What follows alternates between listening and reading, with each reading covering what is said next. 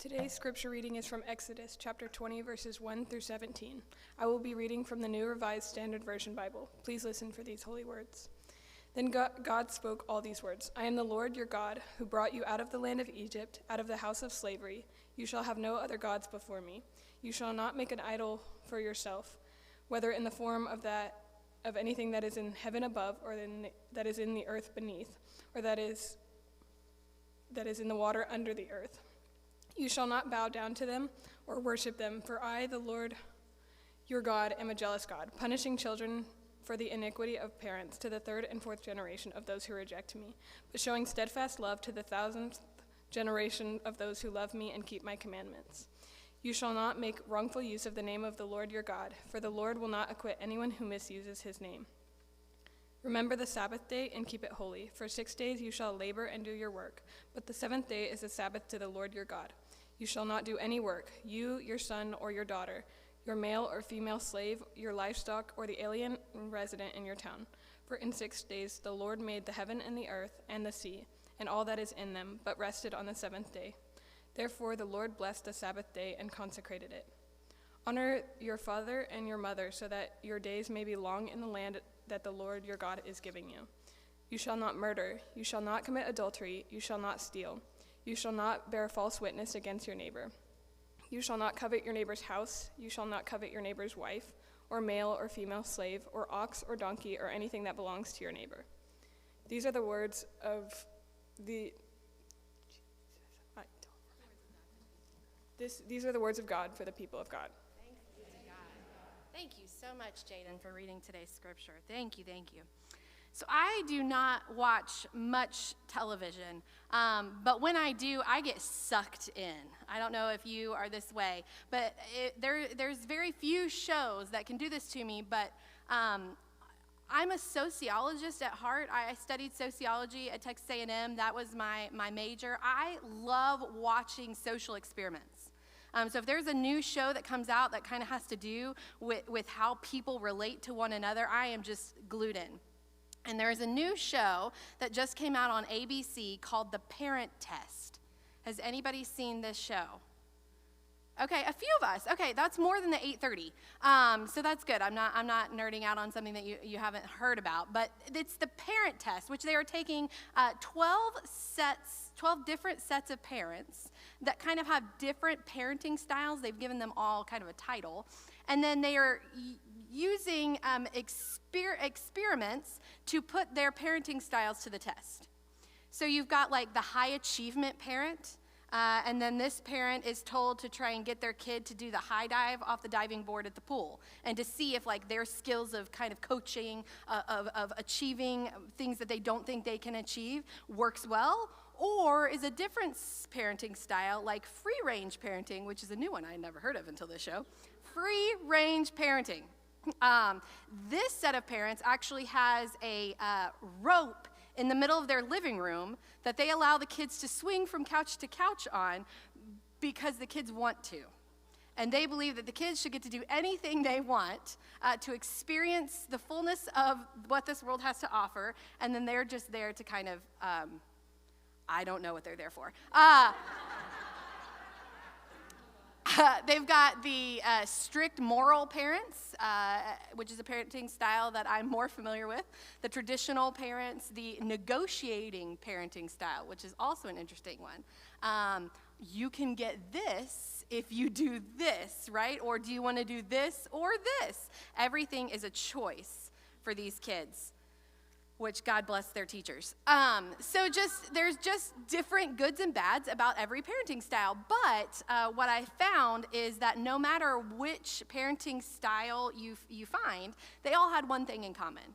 They all deeply loved their children and wanted what was best for their kids. They just had a different way to approach parenting, a different way to which they approached how to love their kid best and set their kid up for success.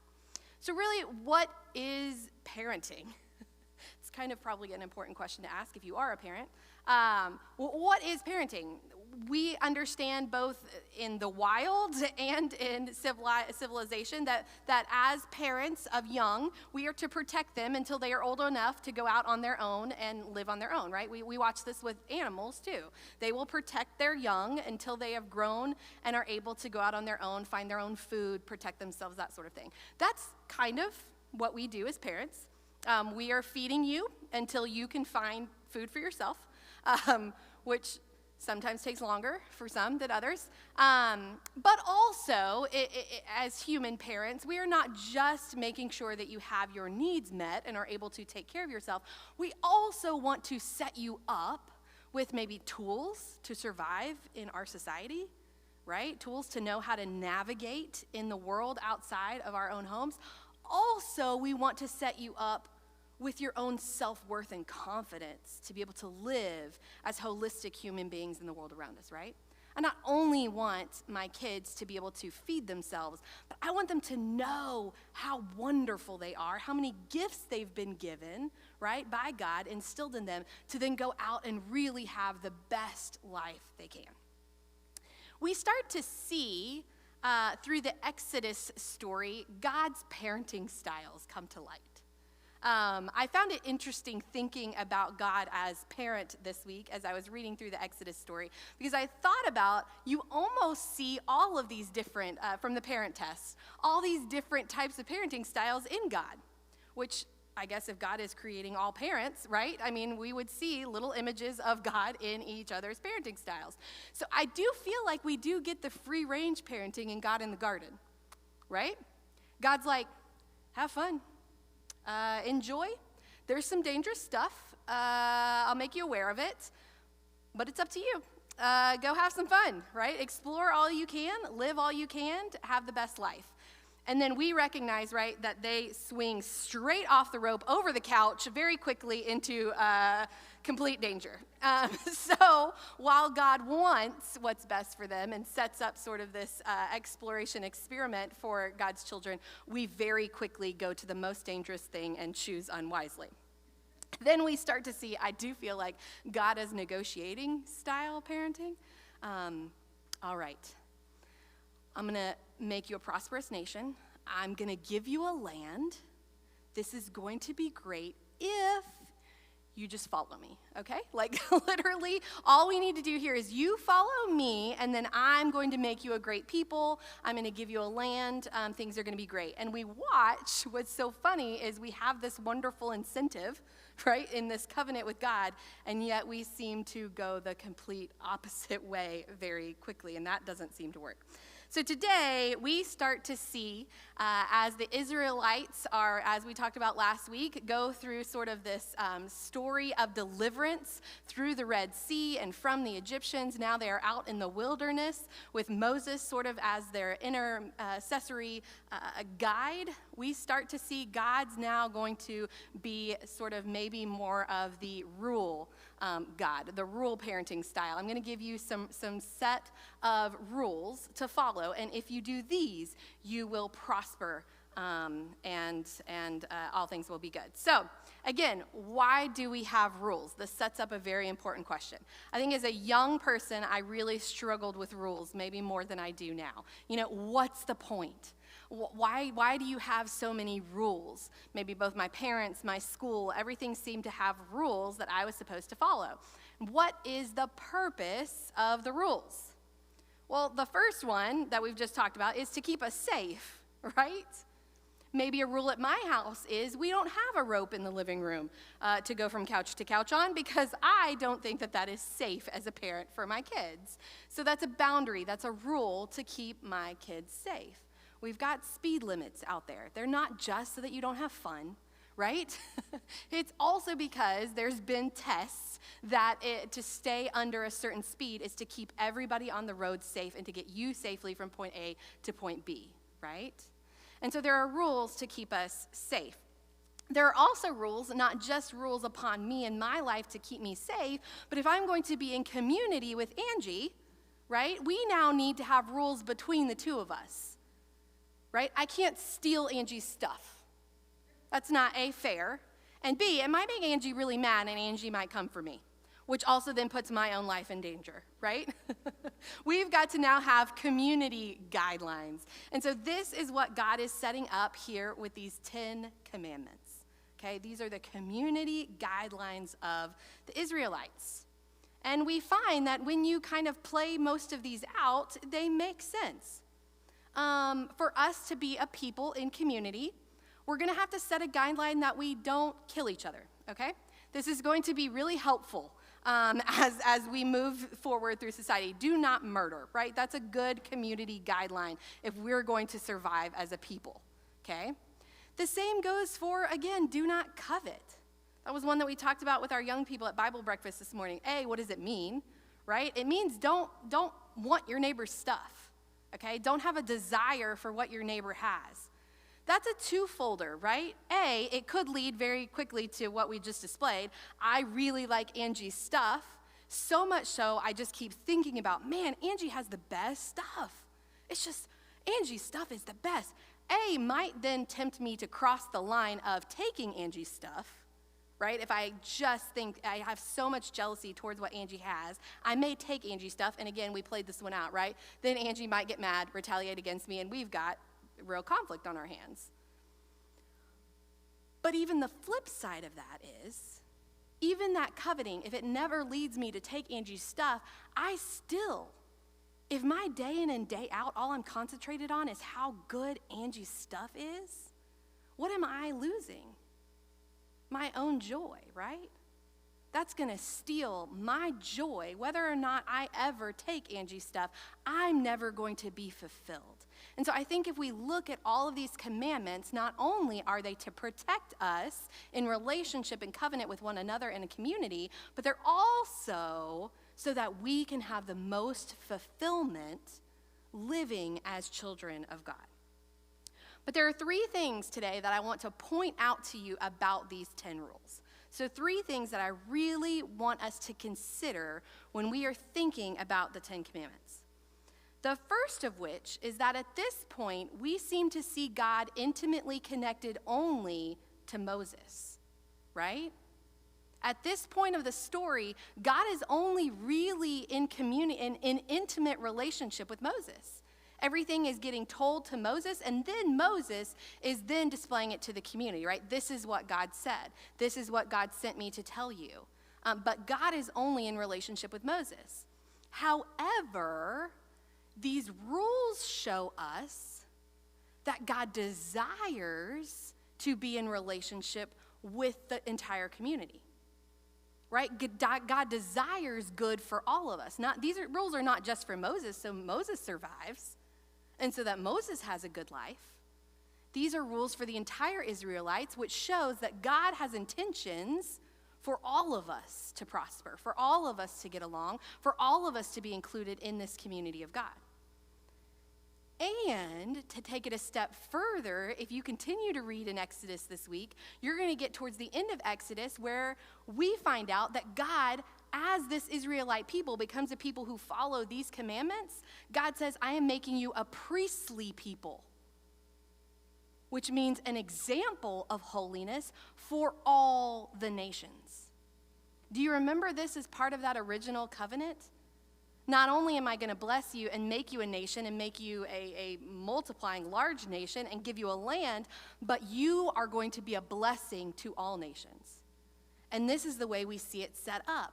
These rules will now not only define this group of people, but when this group of people is witnessed following these rules, other people will be blessed. Now that's incredible. So my submission to being a disciple of these rules, of these commandments, then becomes a blessing to other people who watch me treat each other with these guidelines. Don't covet.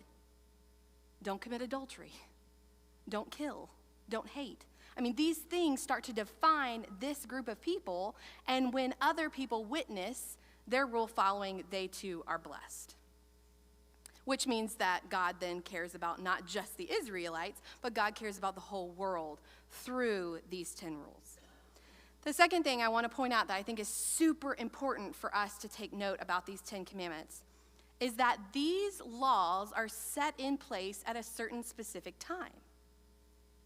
First, we got to ask, why were these 10 commandments not set up in the garden? Why did we go with free-range parenting to start with? Why didn't we start here, right? So you can ask the question about, now, why did we not get to these 10 commandments a lot sooner? We went through Abraham, Isaac, Joseph. We didn't have these 10 commandments. We get these 10 commandments coming out of Egypt, and yet before the people enter the promised land.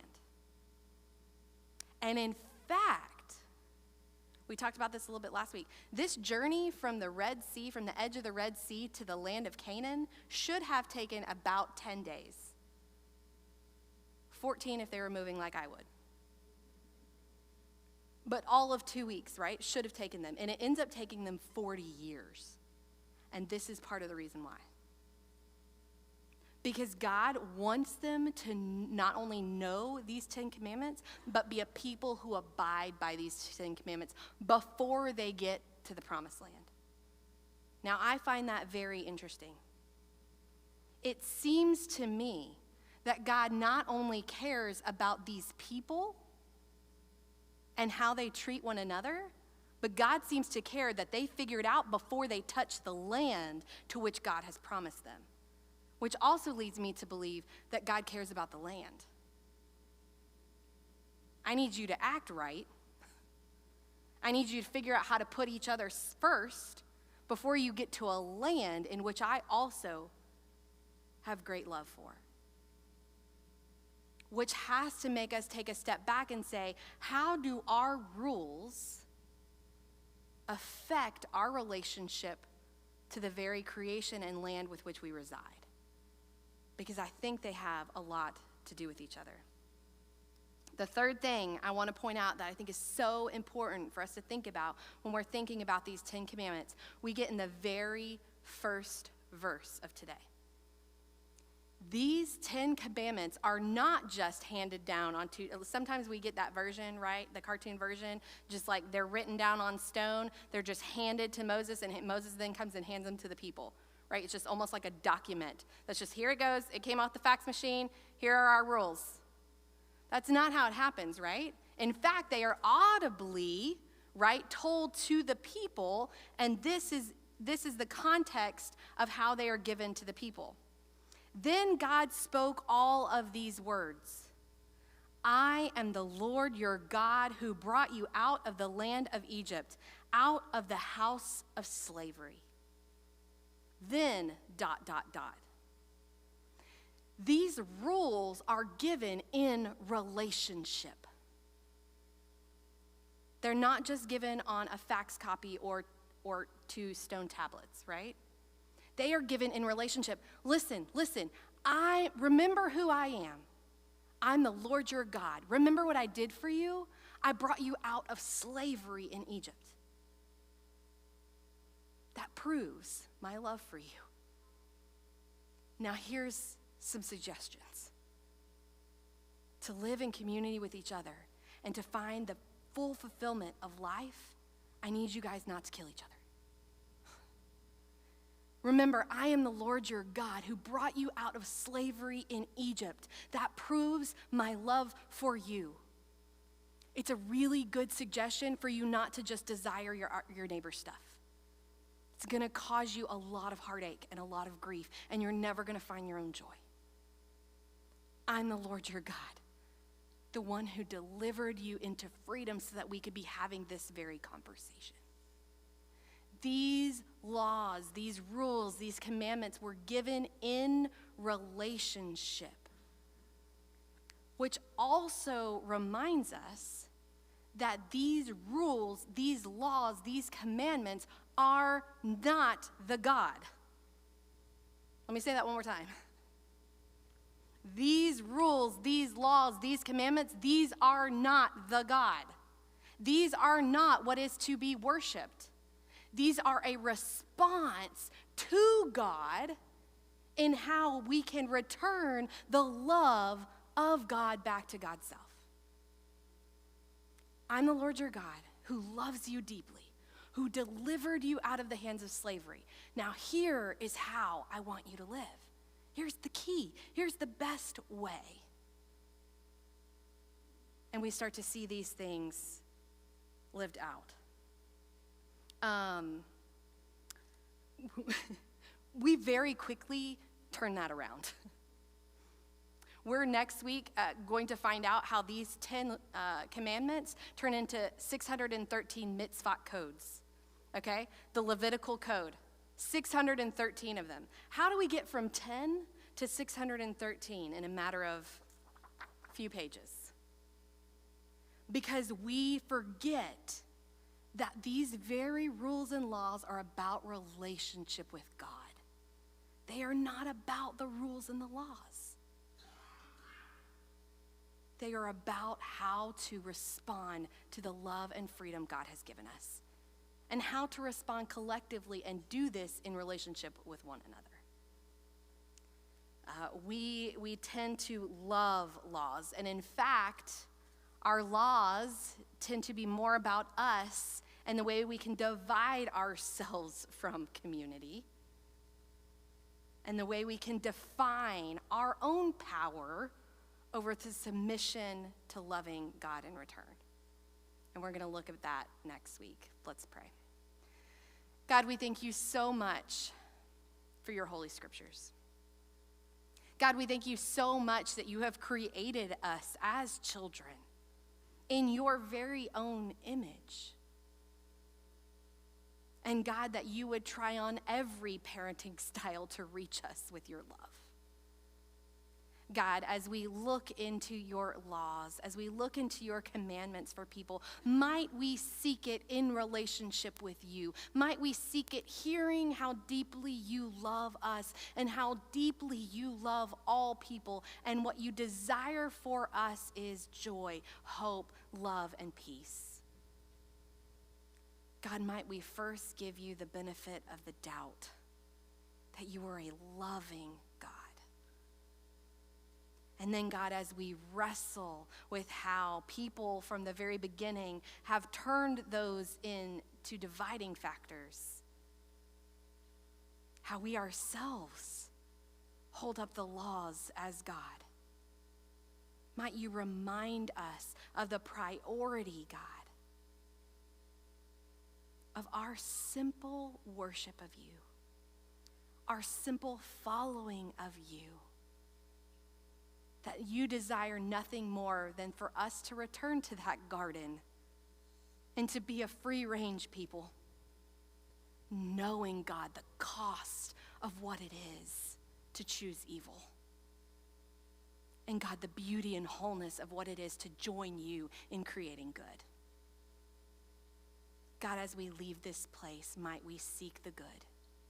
Might we seek you. It's in the name of the Father, the Son, and the Holy Spirit we pray. Amen.